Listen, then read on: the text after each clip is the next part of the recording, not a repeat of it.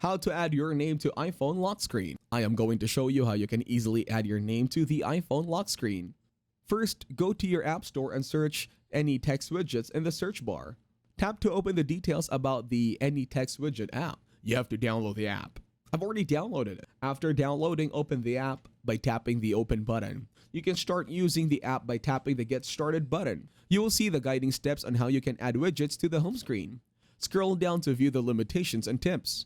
Tap on Get Started and write the text here. The text you write will show up in the widgets. After writing the text, tap on the Done button. Tap on OK in the instruction box that appears on the screen.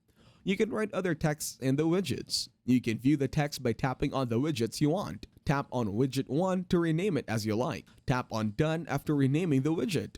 Go to your lock screen and swipe up the screen to view the collection. Tap on Customize button at the bottom of the screen. Select the lock screen where you want to add the name. You will see the widget boxes. Tap any of them. Tap on the name you added located at the lower side of the screen. You will see the name on the lock screen and tap on Done at the top. Now the name will appear on the lock screen of your iPhone. Thanks for watching. Leave a like and subscribe.